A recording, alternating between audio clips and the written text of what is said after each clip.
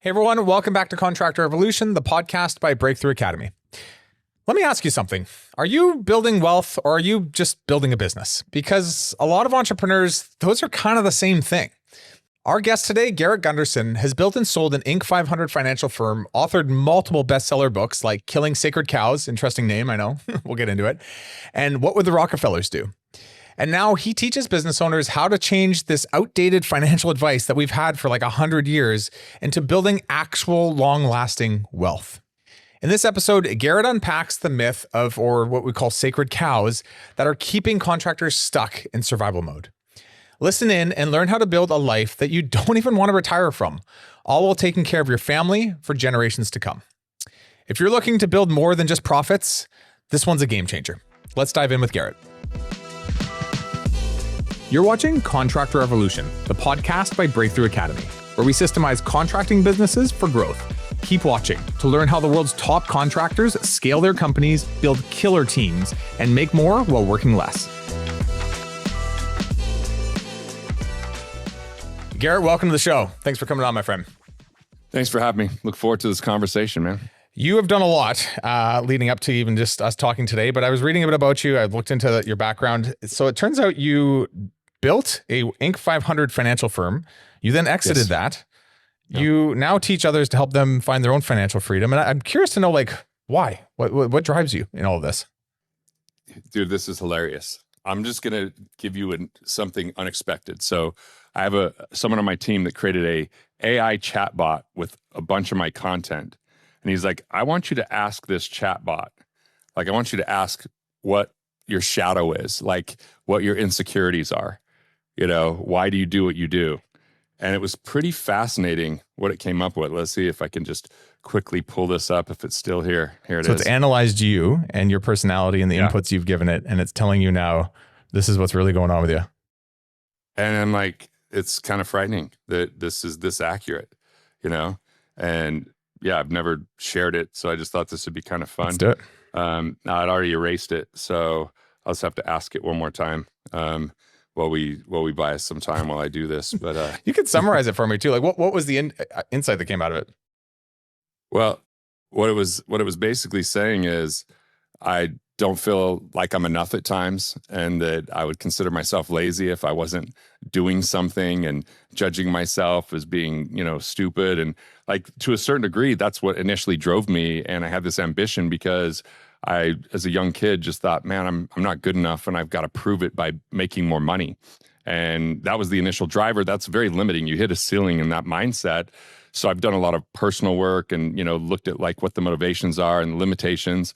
And the limitation with that mindset is nothing's ever enough and you're never really present. It's always getting somewhere, which meant I wasn't very present as a husband, eventually not that present as a father.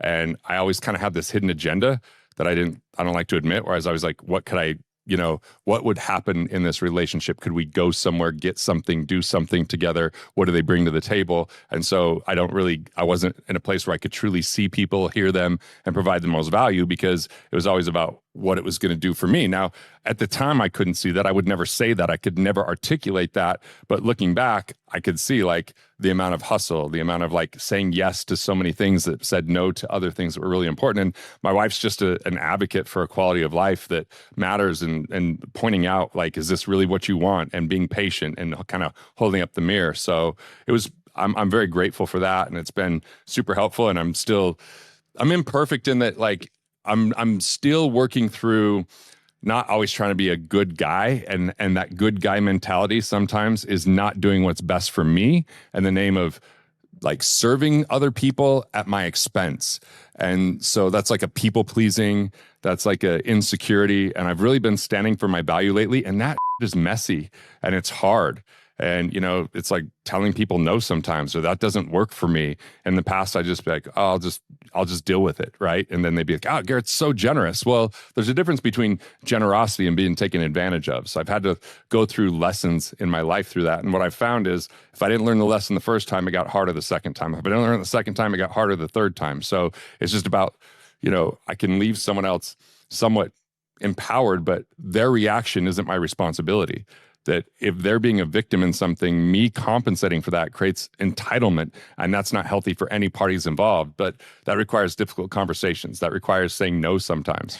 You sound like almost every entrepreneur I work with, and you also sound like me, man. I think we've all got this in us where it's just like we want to prove it to the world, then we want to prove it to ourselves, then we just want to prove it, and we get a rush out of it, and we trap ourselves, and we put a lot of weight on our shoulders based on other people's expectations.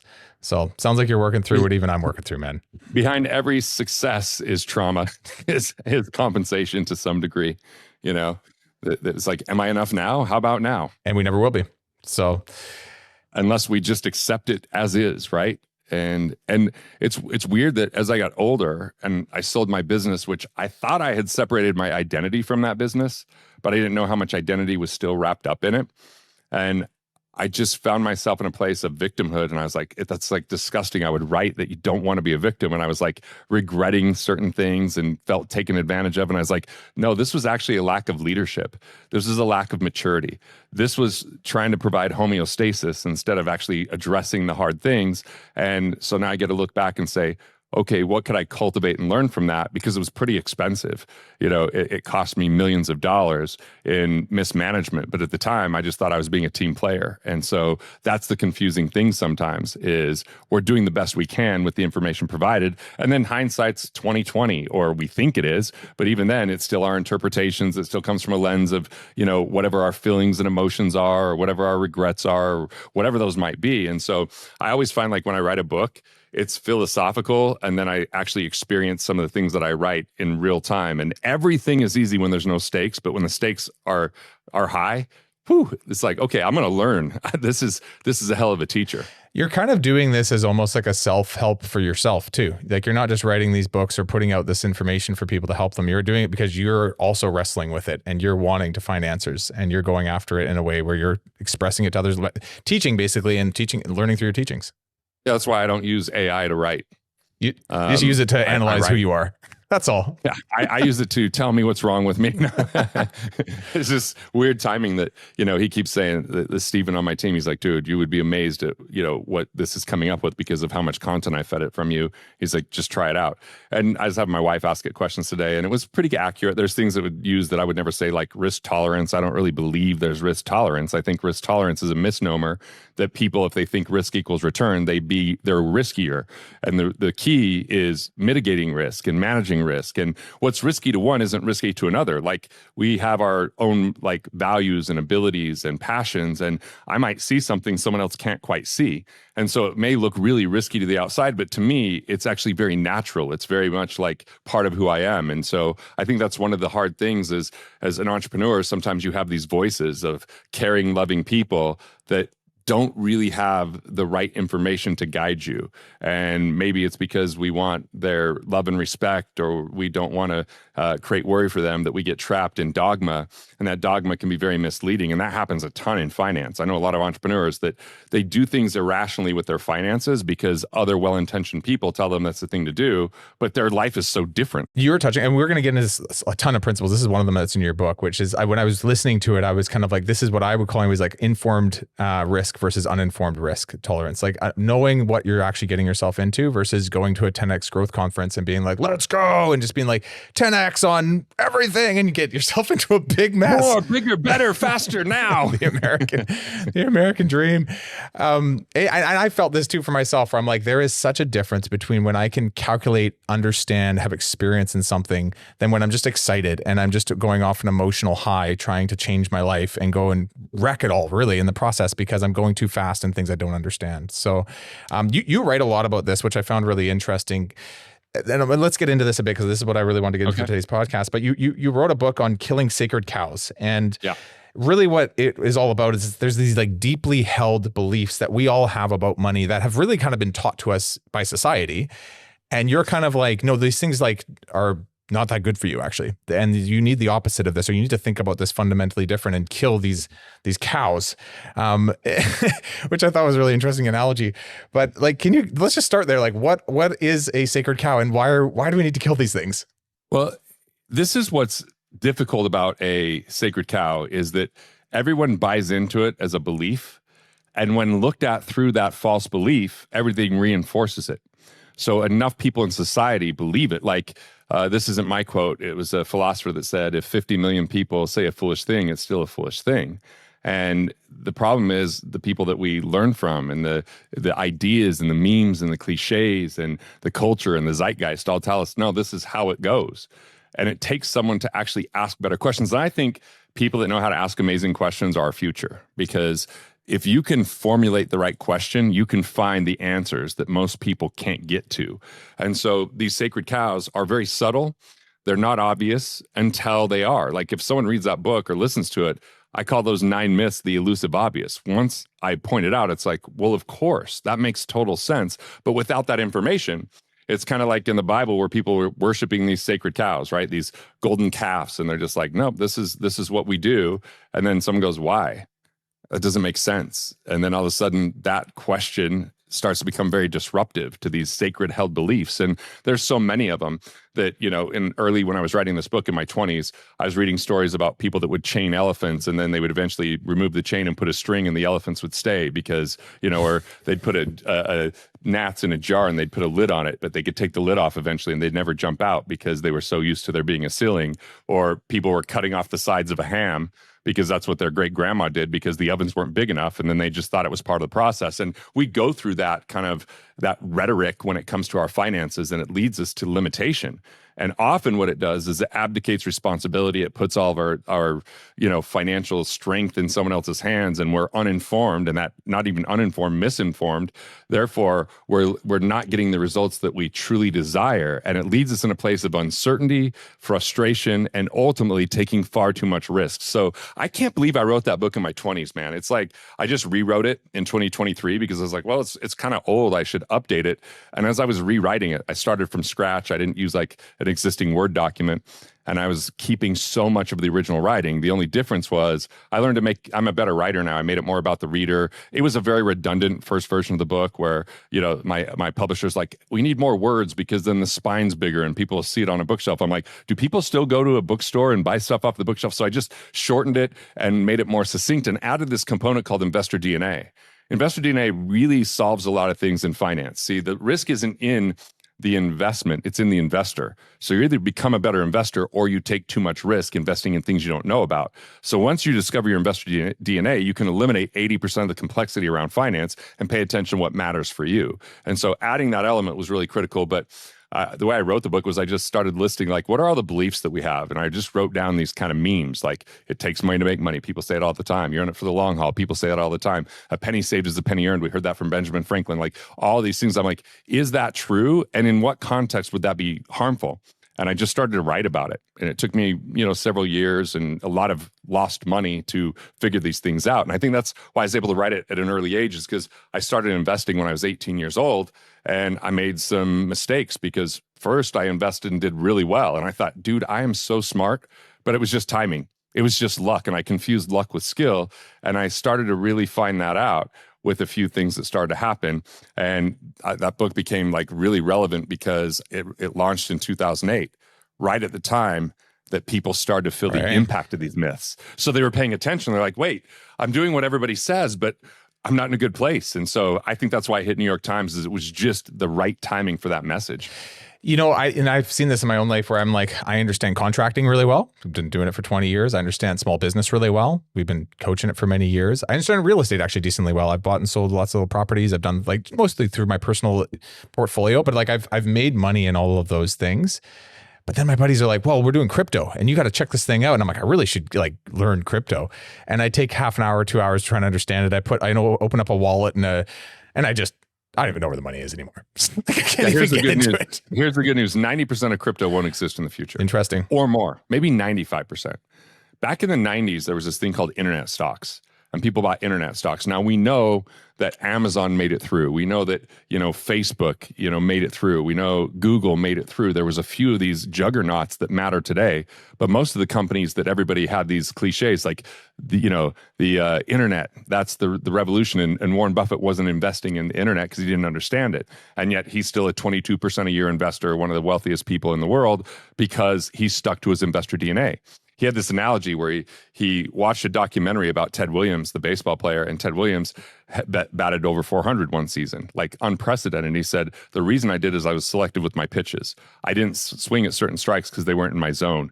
And I just got so clear about what my zone was. And I think that's with investing. Investor DNA is your zone. So if you're good at this type of real estate, that's a good investment for you. For me, it might not be a good investment because maybe that's just not where my skills are, or maybe that's not where my interests are. And so that might be really risky for me. Now, there's certain real estate that's really good for me because I know the area. Where my cabin is, cabins never go up for sale. There's only so much available on the river. I bought a second cabin that wasn't for sale by simply marketing to my neighbors and saying, hey, do you know anyone that's ever going to sell? And someone said, I'm selling in 3 years. And I said, what if I bought it now? So he had the cash and I just rented it to you for 3 years. He's like, great. Now that property's gone up in value. I know that area, but I bought property in other areas. I didn't know anything about the area and I didn't know anything about that type of real estate. I just thought, well, real estate's a good investment, and it cost me. It was a distraction. I had to meet with, everything from bankers to attorneys to property managers to maintenance people, never feeling inspired. So my real estate became books. I've written 10 books. I have an 11th that's a manuscript. That's my real estate. That's what my investor DNA. Other people, that's not the right thing for them. And you know what's so interesting about this is when you go meet with financial advisors or you go meet with someone that wants you to buy, say, a multiplex and invest, like this is their education that they're selling to you and imposing their thoughts on you. And you're kind of following it because they're telling you this is going to be great for you. But if you don't know anything about what you're getting yourself into, the odds are stacked against you. The house is stacked against you. And it's a statistical average is what you're talking about. You're not saying it's going to go bad or not going to go bad. It's just, how do you stack the odds in your favor? It's doing things that you have an intrinsic, unique position in that you not even just real estate. It's like, in this area, I know my neighbor. There's an opportunity here, which goes back to something I remember years ago was taught to me, which is like, Danny, money doesn't make money. Creativity makes money. And what you're speaking to is not just like, let's be super creative here. Like, let's stay within the realm of things I know and then find opportunity within that. Is that kind of what we're talking about in this entire book? I think you nailed it. I think you just summarized it. There's no reason for people to read it now, dude. You did too good of a job. Well, we got more. I've got more in here. I took 200 pages to say what you just said in a paragraph. I like it. I've got some of your principles. You have a lot of them, but I wanted to pull out a few that I thought were good. Things that even I still to this day struggle with, and I think a lot of us do. So let's start with this first one. Abundance versus scarcity. Can you unpack that a little bit for us? What's crazy is when people are in scarcity, they believe it to be reality. They don't see it any other way. And a lot of times it's because they don't like what's happened or what's happening. So they move into justification. And I call it the consumer condition, like a disease of the mind, where they look to take more value than they give. And if they're more about what happened in the past and trying to hang on to that versus create a more exciting, compelling future, it's typically coming from scarcity. Scarcity is fear, doubt, and worry. Scarcity is a belief that billionaires are bad, that profit is evidence of deception and coercion, and that money is the root of all evil. That kind of scarcity puts people in a dilemma where they're damned if they do and damned if they don't. It's kind of like, I know someone that said, they don't need that much of a home. That's crazy. I'm like, well, who determines need? Who determines value? Value is a perspective. And when people come from scarcity, they project on others, they justify their actions, and they say things that aren't true, but they say them in protection of themselves. Like I have people say, yeah, I don't care about cars. That's why I don't drive that nice of one. I'm like, you wouldn't tell me that if you truly didn't care. You just maybe feel embarrassment, guilt, or shame about not having something nicer, and you're projecting that so I don't think something about you, but that's just some form of scarcity that comes out in our conversation. When people are in scarcity, they're usually in blame. They're usually talking about politics over, production. They're talking about what everyone else is doing wrong instead of doing something right. That's the issue with scarcity, is it doesn't lead to responsibility or action, and ultimately is devoid of value creation, or at least it minimizes the value creation. Yeah, it misses the opportunity of like, how can we? You're saying why we can't, and you're just focused on why we can't. I can't afford it. Well, what would it take to afford it? Completely different mindset, right? Like, what amount of value would you have to create? How many people would you have to serve? How deeply would you have to impact the people you serve? It's a matter of being able to have a vision and then work towards that vision, even if you don't know how to achieve it the moment you say it. Most people will only say what they know how to achieve, limiting what their results are going to be. When I was 18 years old, I started my first business, and I remember that feeling of like, I can't do this. It can't be done. We have too much work. Painters aren't doing a good job. It's like I remember calling my coach and he's like, Danny, you need to stop looking at what you cannot do and you need to start asking, how can we? And I still to this day struggle with this. I grew up on $800 a month on welfare with my mom. And that was like single mom raising me and my sister. It still to this day plagues me because all I saw in my younger years was all the reasons we couldn't do things and all the reasons I couldn't buy that chocolate bar and all the reasons like we can't have the nice things in life. And I'm 38 now and I still struggle with that mindset. That still plagues me. And the only thing that gets me through it is just like constantly, well, two things. One, trying to bring myself to feel safe is actually an interesting thing. It's just like, what do I actually need and have in life? And how can I like feel safe in those things? And two is what we might talk about on abundance mindset, but it's like, I need to shift the language to how can I? I don't even have to have the answer. I just need to start asking that question. Yes. Semantics matter.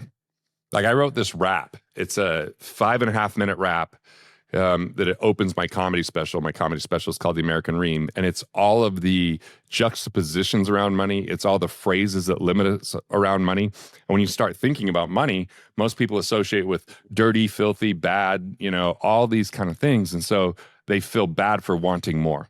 But part of it is money is just like a receipt. It's an evidence of value creation. So the goal isn't just saying, how do I make more money?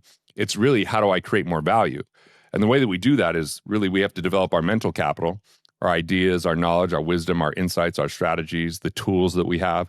And then we have to improve our relationship capital, the people, networks, organizations, team members, clients, family, friends. And so business is that juncture. It's the bridge between mental and relationship capital. So the more that we use our ideas to improve people's lives, the more money we make. And so money is just a byproduct of value creation. So if people aren't where they want to be financially, it's a mental capital issue, their frameworks, their philosophies, or relationship capital issue. They're around naysayers and people that are so deep in scarcity that they drag people down with them. And so it's hard to manage relationships because what if you have a deep desire to be liked by everyone? Well, you're not going to be. Especially if you're doing a podcast or putting your stuff out there, I like it. I've got some good haters out there and, I get it. Like I'm threatening their way of life because I'm speaking something that is different than maybe how they view the world. And they're justifying how they view the world in order to stay safe, right? And I might be threatening that because we might learn like in Sacred Cows, all right, when you don't know something and you're moving forward, you're like, all right, you don't know any better. Once you know better, now you have to actually make a choice. And so for some people, they'd rather justify and fight than to adopt a new belief system and change course. It's just, I think the deep desire of safety that people have is that you think about companies that aren't doing good things in the world and there's good people working for those companies. They don't ask enough questions to know whether it's really, truly good. Like my dad was a coal miner. I don't know whether coal is good or bad, but most people would say it's dirty, right?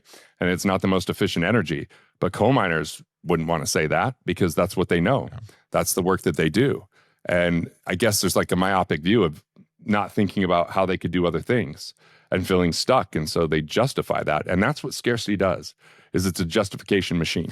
I think as we get older, we do more of this. And I think I see people in their 60s, 70s, 80s that are either like struggling and they're angry at the world and they blame the world. And then there's those who are at peace and they're just kind of there being like, the world was amazing. I had an amazing life. And they both could have optically, if you look down at them from a spaceship and watch their life, could have had a similar series of events, good and bad, happen to them. But it was their perspective around it that changed their enjoyment of the whole thing. Perspective, I mean, that's the key. It's like I had a mentor once that told a story about these shoe salesmen that, they go out and they both come back and they're like, and it's early North America, they're like, hey, these Native Americans don't wear shoes. And the one was like, it's amazing. You know how many people don't have shoes? There's so many people. So there's like, they don't have shoes. Like, what are we going to do? Right? It's like just a totally different perspective. One sees it as they're defeated by it. And the other one's like, there's massive opportunity. So a lot of Nikes here. So it is perspective, and perspective determines our action. And if we're in an abundant perspective, we're going to lead with innovation and ingenuity. We're going to have value creation at the helm. We're going to find ways to deliver value in unique and meaningful ways. And we're going to look for ways to solve problems. And most importantly, if you're abundant, you take responsibility.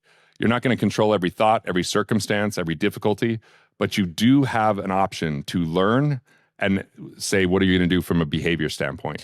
What are you going to do about it? Just for everyone listening, because I struggle with this. It sounds like you do a little bit too. It's like we all probably do at some level, like we struggle with getting into scarcity mindset, especially when things get tough, especially when things are on the horizon. Well, everybody, when life's good, it's easy to be abundant. When everything's going completely your way. Yeah. But what do you do when it doesn't? So when there's a cash flow crunch? Yeah. And it was just like, welcome to reality. You're an entrepreneur. But like, so I deal with this too. Is there any like just tips you would have for everyone listening? Like, or even what you do to be like, this is how I pull myself out of this a bit? I'll give it like three things that I think are really effective. So if I find myself in scarcity, I just get vulnerable with the people I trust, whether that's mentors, peers, or my wife.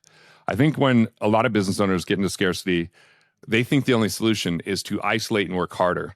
And for their spouse, they're going, why are you distant? What's going on? Like you're never around. And it creates this additional tension. And that's why they feel guilty for not being at home, but they feel guilty when they're not working because they're not getting ahead. So simply acknowledge it. Like when we tell the truth, miracles happen.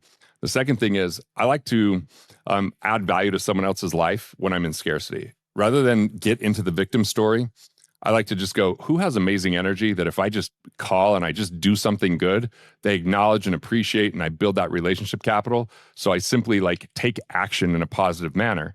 And the third thing I do is I write. I'll just write and I'll like process my emotions. And I'll say, what am I protecting, defending, or trying to control? I'll say, what have I yet to accept? What would I have to forgive in order to get through this? And then what could I state that is already great and abundant? And how can I choose love in the face of this adversity? And that's really helpful to sit down and just, I'll get out my Remarkable, which is a little pad, and I'll just write the answers to that, you know? And it just helps me to feel the emotion and go through the emotion rather than bottle it up. So I'm not jailed by those emotions. So I'm not trapped in that scarcity, because scarcity, I write books about it, but I'm not impervious to. I mean, I have scarcity in my life that comes up, like I sell my business and then I'm like, okay, I'm going to start over. And I go, can I do it again? Like, why did I sell the business? And where did I go wrong? And how come I'm not further along? And what about my other friends that are all worth hundreds of millions of dollars? And why am I, I get those moments, those thoughts enter my mind.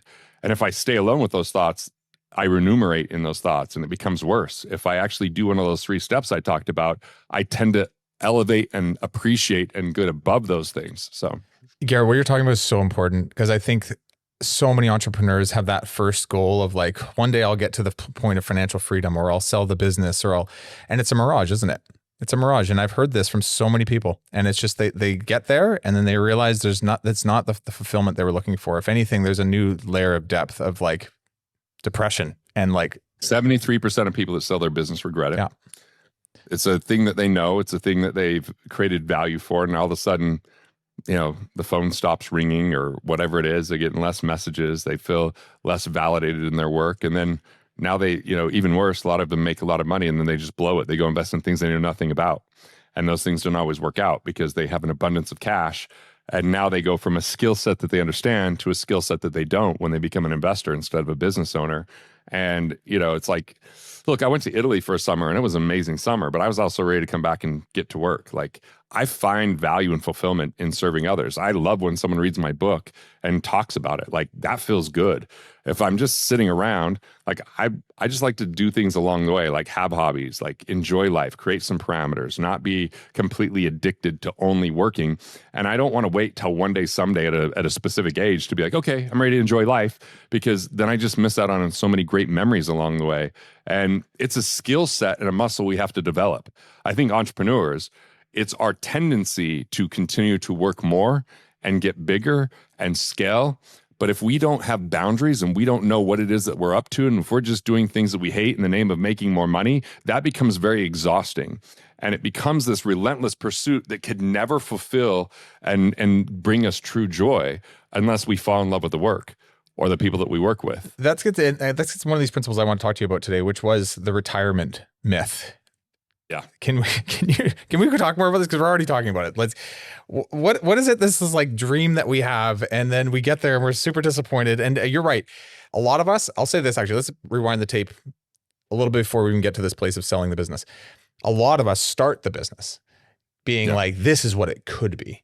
And then we get ourselves trapped in what you're talking about, which is 80 hours, 60 hours a week of work of stuff that's just grinding. And we've lost the fun. Why does this happen to us? As I mentioned, we don't really have boundaries. And I didn't. My wife said for a while she felt like a single mother because I was just always saying yes to every speaking engagement. And so I missed a lot of important dates and important memories because I was on the road. And I could have just redefined what that looked like. I could have said, well, the constraint is I'm not reaching enough people. The solution is there's technology. And once she confronted me about it, I started doing more, back in those days, teleseminars. I started doing more webinars. Now when people ask me to speak, I'm like, it's 25 grand, or if you want it virtual, it's 2,500. And I'm 90% as good virtually as I am in person. And a lot of people take that option, and it means I'm still with my family. I also say I only go on 2 trips a month for speaking. So I limit what that is so that I still have time for other things that are really important. If we don't create our boundaries and define our parameters, then it's always a play to win game. And it's always something about the future at the expense of today. But I believe wealth is our ability to be present and be fulfilled. And so my wife, when I was, I wouldn't call myself retired. I was just basically doing comedy after selling my business. And that was super fulfilling for a while. And then eventually it was like, yeah, this isn't fulfilling enough to make it a career.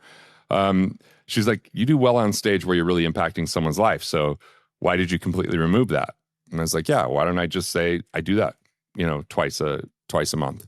And I wrote a one-man show because it was more creative and more compelling and more connected and more challenging. And so I just redefined. And that's what's cool is I have this belief that we win when we play.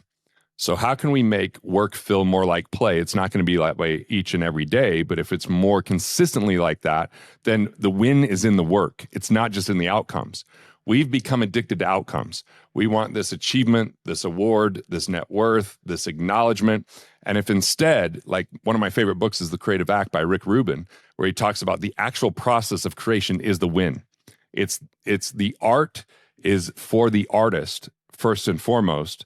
And then whatever happens after that is outside of your control to a large degree. And if you can fall in love with the process, then you can love your life. In entrepreneurship, we get in love with the outcomes.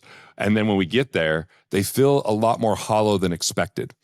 One week, I made New York Times and Inc. 500 the same week, but I lost 200 grand on a real estate deal.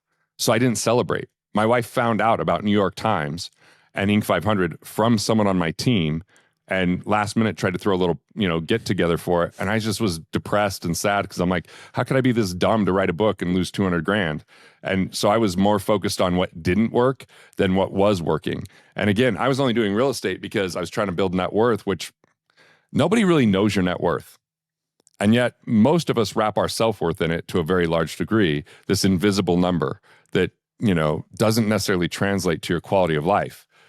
Because even if you get there, someone else has more, then you go, well, I'm going to raise the stakes. And then, oh, there's inflation. I should even do more. And why don't I do? It's like this kind of internal dialogue that comes from that lack of knowing what game we're playing. So I'd say if we design a game worth playing, we've already won.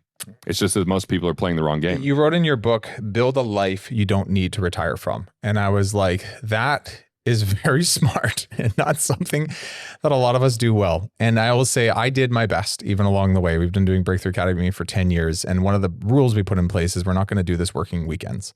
And we pretty well have, which is amazing, but it does creep in. And there has been times where I break that rule and I break it for too long. And I start to go and I work till 7 instead of being done at 5:36. And it starts to gnaw at you. And suddenly you're in a path where you're like, I'm a year into doing it this way and I'm not having the same amount of fun I used to have. And I'm not building the life. What do we say?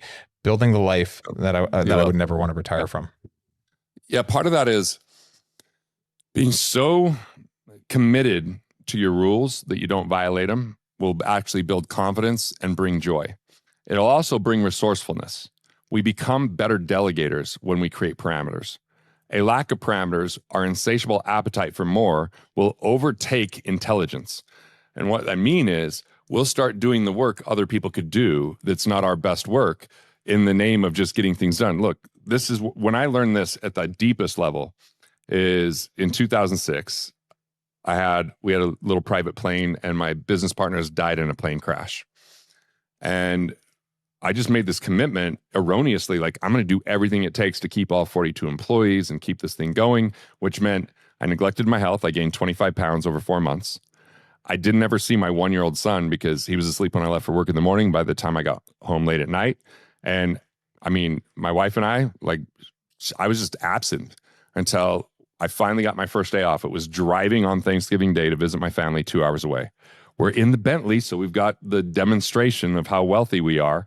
And my wife's driving because I'm so damn exhausted.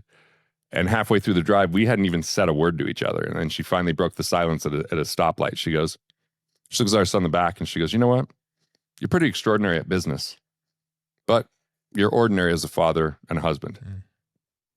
And she was right. I mean, I was speechless, if you can imagine me not talking, and got emotional. And I was like, all right, it's time to do something different. And that's when we created these rules. I said, okay, if I'm gone more than 4 nights in a month, I'm taking a day off that we could just hang out as a family. I'm going to leave my computer in the office. I'm never bringing it out of the office. It doesn't go anywhere else in the house. I'm going to set my phone aside. Like, I just started creating these rules that allowed for the addictions to go away, that allowed for the parameters to say, I'm going to be present with my family. And it took time. It took overcoming. It's like an addiction. So it wasn't easy at first, but it was rewarding. And what I learned was during that 4 months, I had what economics would call diminishing marginal productivity. I was spending more time and getting less done because I was exhausted. And if we don't manage our energy, time doesn't equal result. Value equals result. And if we diminish our ability to create value because of exhaustion, because of guilt, because we don't feel like we're doing the other right things, because we're not taking care of our health, because we're not with our family, that all starts to implode. And I just became much more masterful at delegating and saying, all right, I'm going to delegate roles to people that they get to own instead of just giving someone a task. And not everything that needs to be done now. So I just created parameters where I said, all right, something is going to be done now lives in my calendar, not as a task list. There's a beginning and end time. There's things that I'm not doing now, which means I have the next 2 weeks that doesn't live in my calendar. I'll revisit week to week and I can put it in the calendar when it's time, but I want to get it done in 90 days. And then I just decided this was the big one. What am I never doing? What am I just going to say, that's a good idea, but not for me? And then I'm also going to have this place called the parking lot where I could still brainstorm, I could still dream, but it doesn't have to destroy bandwidth or other things that are important in my life. And I can revisit that from quarter to quarter. And half the parking lot dies over time because what seemed like a good idea in the moment wasn't necessarily as good idea as I thought. That happens all the time to me.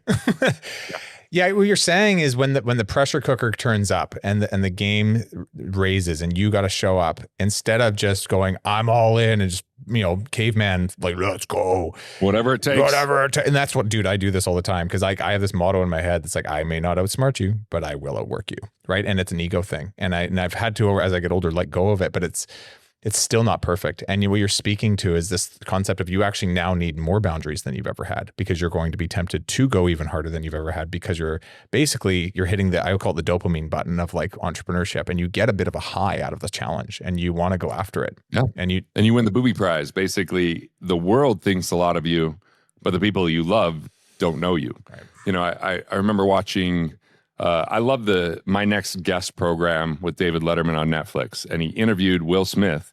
He did the interview before Will slapped Chris Rock, but then it was released after the incident. And if you watch that interview, Will had an insatiable appetite that even if they were hitting records at the box office, he felt he could do more. And if you listen to his book, he talks about how much promotion he would do, and he would go do concerts and all over the world just to promote the thing. So he's using music and he's showing up everywhere.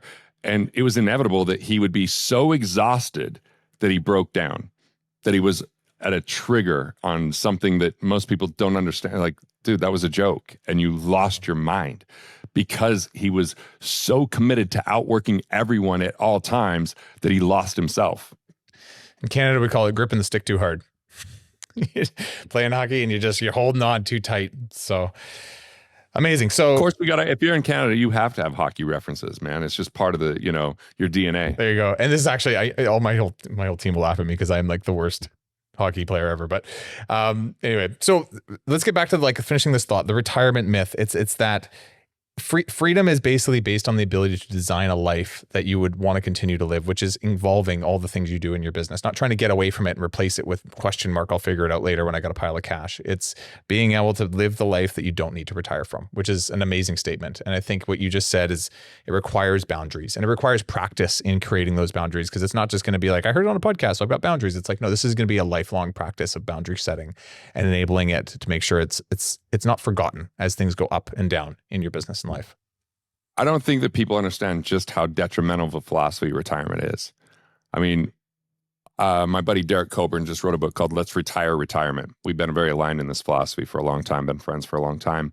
But he just outlines it like on a case by case, like just details it. And he talks about if he had a time machine, would he go back and pay 50 grand to get in that time machine just to hold one of his kids when they were a baby for a day? He's like, I'd pay 50 grand for that moment. And he said, yeah, I traded it for $5,000 activities along. And I look at some people that have kids when they're older, they watch their friends make these mistakes and they actually are a lot more present with their kids. They go, oh yeah, tons of, I think that we spend like 90% of our time with our kids when they live in our house.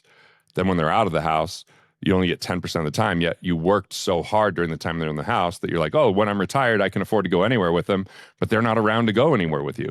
They learn from you just to work all the time and they've got their own stuff going on. And so, if we just said, look, I'm not going to retire, I'm just going to create financial independence where I have enough cash flow for my assets to cover my expenses, then I can have a choice every day of if I work or not. And I can have choice to take time to just invest in my family or have a hobby or just enjoy the life along the way. And then retirement just becomes null and void because you just maybe work less as you get older, but you can actually work a little less now and just extend the time that you say your retirement age is and don't burn yourself out. It's just a different philosophy. Retirement's from the industrial age, man. That was a good idea if you're working on an assembly line 7 days a week and you're dying at age 65, so you get 3 years of retirement. Okay, I get it. But like in the world today, if you are doing stuff with your mind or you have a crew that's doing some of the work, like you don't have to always be the one with the hammer and the saw. Like, yeah, you're going to break your body down. Retirement starts to sound like a really good idea. So stop sacrificing your energy and your health and your life so that one day you can finally live a life you love when you're too damn old to enjoy it. You can't buy back the memories you never have. There is no time machine. So the best thing you could do is say, what if I just redefine and recontextualize retirement and say, I'm just going to build this life that I really love and just build a financial structure? Because I think that finances get us to work even harder because we have this notion called wealth that didn't always exist. I mean, I guess, we have all these financial instruments that didn't exist in the past. And now we have so much that we can store our value.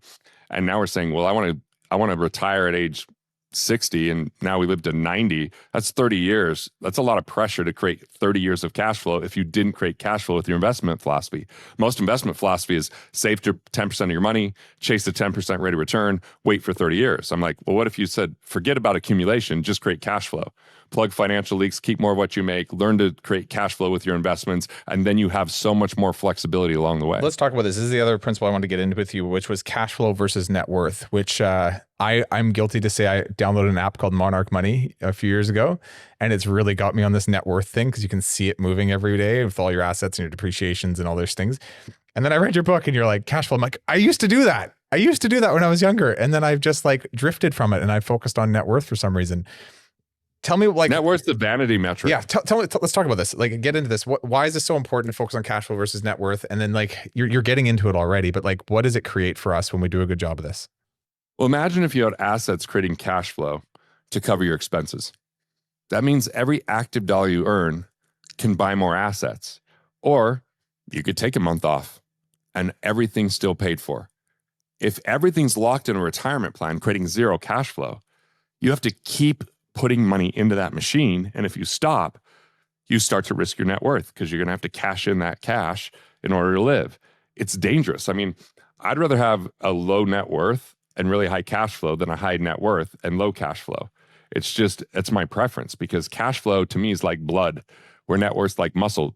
You don't want one versus the other, but if there is no flow, the muscle does no good. So like, cash flow gives you a lot more stability, security, options, and that recurring revenue is, like I sell my business, so all of a sudden I don't have the cash flow I had in the past, but because I have the philosophies and written the books that I've written from 2024 till today, I've already created 6 figures a month in cash flow in just that short period of time because that was my focus. If I didn't have that focus, I might have millions of dollars in a retirement plan. I don't have a retirement plan. I don't have a RRSP or a 401k or any of that kind of stuff. I have $0 there because it doesn't abide by my philosophy. It doesn't help me to be more present. It doesn't help me to feel wealthier. It doesn't bring any value to me until I'm later age. Now, it doesn't mean I'm ill prepared because I still have assets. And those assets create cash flow so I could benefit now and in the future. That's the key. And I just have a lot more optionality because I have that cash flow, which means If I want to take a trip, I can take a trip. If I'm back in the day when I was only focusing on net worth, if I was on a trip, I'm like, man, I'm not earning anything right now. I don't have cash flow coming in because I was so attached to what activity I did was creating cash. That cash was building assets instead of, okay, I want cash flow with every asset that I acquire. And when that covers my expenses, I'm just in a much different place. Are you, when you say this, are you talking about like active cash flow from my business that I have to work every day to go and make sure it continues, or passive cash flow, or both? And just either one? Both. Yeah. Okay. Yeah. I mean, I have a program called Multiplier, and people pay $500 a month, and we help them with their finances. I still teach every week in that. I want to teach. I like teaching. I like that community. So it is pretty active. I don't think there's many truly passive investments out there that perform well. If it was truly passive, why would someone pay you that much? Right? Like it's going to be competitive. The more active we are up front, the more passive our investments can become. But if we're completely passive with our investments, we're just handing the money over to someone else, it's too competitive. Why would someone pay you 10% if they could just, pay 5% for that? It's private investments typically outperform public investments. Public investments are extraordinarily efficient. Private investments are extraordinarily inefficient, but also more dangerous if you don't know what you're doing. I've found this over the years. I'm like, where do I park my money? Where do I put it to create little bits of cash flow? And when you really start to boil it down and you say, well, what if I was to like withdraw this? Oh, I got to pay tax on this. And then you suddenly like, this isn't great. Like it's kind of a myth that I'm going to have this pile of cash that's going to create cash flow for the rest of my life. It involves me. Everything that's been of value, just like you said, when you create value in the world, it'll bring back dividends. It's when you're trying to not create value and still like park it and retire. It's like, you're going to get yourself stuck. So you're going to limit yourself. I mean, I don't like putting my money in jail. And I think anything that's tax deferred, money's in jail, because if I go to pull the money out, if I hate paying taxes today, I'm going to hate paying them more in the future than now. I just find the older people get, the crankier they become a lot of times. When I told my grandma she had to take her required minimum distribution at 70 and a half of her retirement plan, she was pissed because she didn't want to pay the taxes. Well, guess what? If you don't spend the money, it might as well be 100% tax, because deferral is not saving. And a lot of people defer things. And my problem is if people just put money in a retirement plan and then they retire, they don't have to become a cash flow expert without training themselves on how to create cash flow their entire lives. So now they're subject to 3 factors that are very detrimental. 1, interest rate fluctuations. If someone retired in the year 2022, interest rates were exceedingly low. And so they weren't getting a lot of cash flow on their assets because they typically moved to a more safe allocation like fixed income, like bonds and money markets and CDs and those kind of things. Well, then interest rates went up in 2023. They lost value on their portfolio, and inflation came in a big way, right? Like double-digit inflation, which started to eat away at their purchasing power. Then finally, what if taxes go up? If you sell your business, you just got rid of your best tax shelter, and now you're going to be in a lower tax bracket when you retire. That is planning for failure. How are you going to be in a lower tax bracket? Less money, or the government's going to have to lower taxes. They're not really great at permanently lowering taxes because they have an insatiable appetite for spending. So I don't want to be subject to interest rate fluctuations, tax fluctuations, and inflation and not have control over that. That's why I don't want to sell the business I have now, because it's me. I'm part of the brand, and I just want to build a business that I love. If people want to come and offer me money for it, it's because it's valuable, not because I should sell it. I mean, I want to just be involved, and I want to be involved in the things I love to do, not the things I hate. And as time goes on, I keep delegating the things I don't love and doing more of the things I do love. I tend to write more, do more podcasts, do more speaking. I tend to build high quality relationships that inspire me and uplift me. And I don't want to stop doing that. When I did stop doing that for a time, I wasn't that happy. I was happy, but not fulfilled. There's a lot of people listening to this right now that are probably a little bit like, oh God, I've got this offer. Because there's a lot of private equity coming into our space right now. And there's a lot of, and private equity, I mean, let's be candid. Are they really going to treat your customers the way you want them to? Like, their whole model is, how do we strip value, not how do we create value? And the people that create value are the entrepreneurs. The people that suck up all that value is venture capital. That's why they're snakes and referred to as being snakes. Like, I don't want them coming in and harming the very values that I created and the people that I serve just to make a buck. I think of corporations that come in and, they sell to venture capital, and then I'm a client of that. The client experience 100% of the time has gotten worse, not better. And I know people that sell to that, and then they still have to be involved in an earnout, and they hate it because it's not how they want to run their business. And now they're in this really conflicted position. So, I mean, if you hate your business, then maybe it makes sense to sell, but what would it take just to build a business that you love working in? You're very counterculture, Garrett. I like it. And this is all the things. All the things I was like, wait a minute, I thought I just went to a conference where they told me how to do this. This is good. I personally had a question for you when I was prepping for this, and I do think probably others think about this as well. I hope they do. Investing in your heirs. So I have 3 little girls, 10, 8, and 7. They're growing up in a very different life than I did. Right. I grew up on welfare. I remember I got in a car accident at 16 years old with my mom's car, and the bumper got all messed up. And my mom looked at me and she said, "That can't go through insurance. You have to pay for it yourself because we can't afford the premiums." So I had to spend all summer working my butt off, moving furniture and saving money. And it was the first thing that taught me real hard work, because prior to that, I would just get fired from jobs and I didn't really care. And I look at that, just that one principle I learned at a young age, and I'm like, how do I replicate things like that for my kids? Because it's different for them now. And is there any thoughts you have around raising your kids in wealth? You can pay for what they need, but have them at least pay half for what they want. So they learn to earn. You know, I'd make my kids bid jobs. Like, they want money. I'm like, well, what are you going to do? And they would bid, and then they'd have to invoice me to pay. And a lot of times when they would give me outlandish bids, I'm like, I'm just gonna do that myself. I'm good.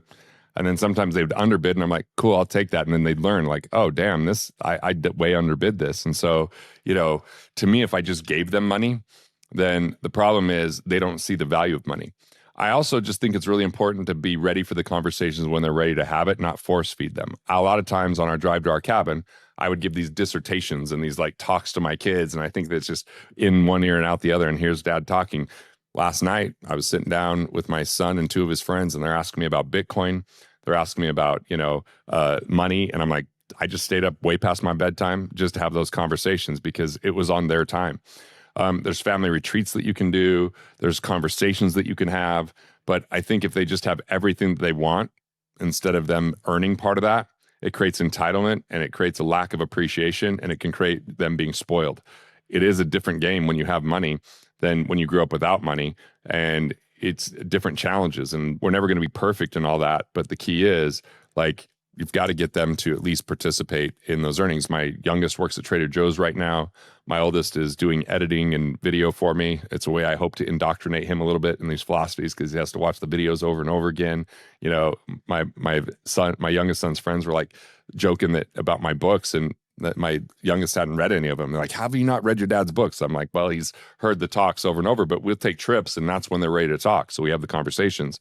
And I just try to create these traditions that they want to come back and be part of. Summer Olympics with the family, Christmas roast where we tease each other, and then have a meaningful conversation, sometimes on 3x5 cards around the dinner table. And right now, we're just like, man, I don't know how much longer we have them at home. So we're really working on doing family dinners again. We got away from that.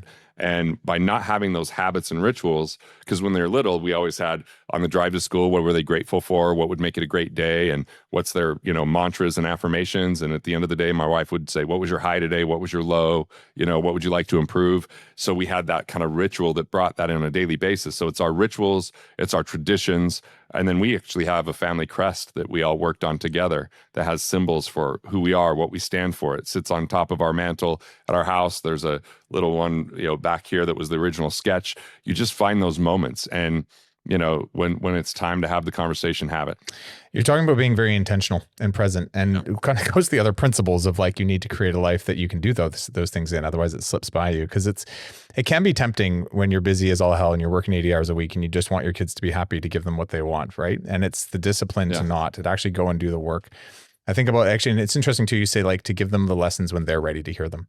Like I bought my kids tortoises about 6 months ago, like little baby tortoises. And I remember talking to them, I'm like, kids, like, thing's going to outlive you. So you better A, make sure you actually want these things, and B, we're going to talk about responsibility, and we're going to talk about what it means to take care of these things. And I have 3 girls. All of them heard me say the same speech. My middle child was the only one that actually committed to it. She cleans their cage every single day. She's like focused on it. And she's like, Dad, I'm learning responsibility, because she heard me. The other two didn't care. The older one doesn't take care of the tortoises. All younger one doesn't care at all. It's the middle one that she heard me for some reason.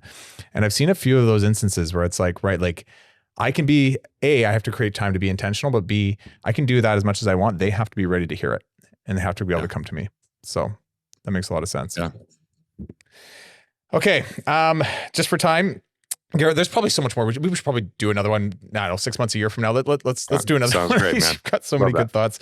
Let's just get a few rapid fire things for you. I would love to know just like, what is your like sacred cow that you personally struggle to kill the most? Like, what's the one that you wrestle with the most? Knowing my worth and standing for it. Just, being willing to have the tough conversations and deal with the consequences. That's been a tough lesson for me.